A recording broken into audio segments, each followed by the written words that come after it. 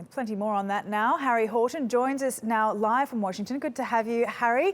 Now, top Democrats have demanded his resignation, and a growing number of Republicans have said that he shouldn't take part in the Russian investigation. Will Mr. Sessions' decision to recuse himself from the investigation appease his critics, do you think? I don't think so, no. I think the Democrats sense blood here. There were protests outside of the Justice Department on Thursday demanding Jeff Sessions stand down, even before he took the decision to recuse himself from that investigation into alleged Russian interference in the US election. As you heard in Tatiana's report, top Democrats and in both the House and in the Senate were calling on Jeff Sessions to resign. Meanwhile, you've got Paul Ryan, the top Republican in the House.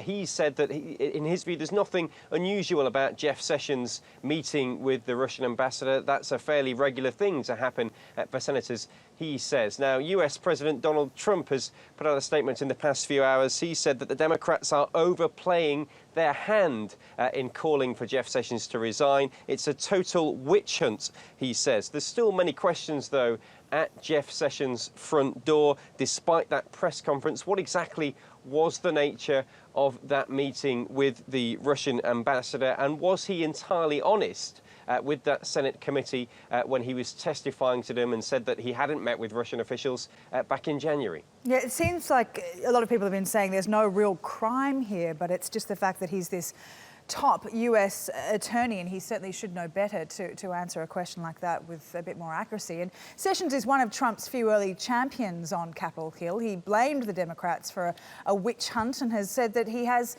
total confidence in him. But these continuing claims of Kremlin interference and his administration's part in it have really dogged Trump, haven't they? Absolutely, yeah. And these allegations have already forced out one of Donald Trump's top advisors, Mike Flynn. Donald Trump's former national security advisor had to resign over this. And look, Donald Trump this week was having a relatively good week. His speech to the US Congress on Tuesday was largely well received. He was basking in the positive reviews from the US media of that speech. All of that forgotten now.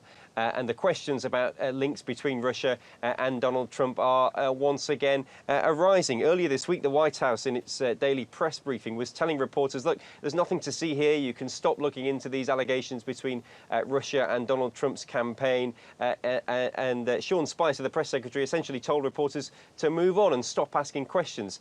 I doubt very much they're going to follow that advice. OK, we'll have to wait and see what happens next from here then. Thanks for that, Harry. Really appreciate it. Harry Horton there for us in Washington.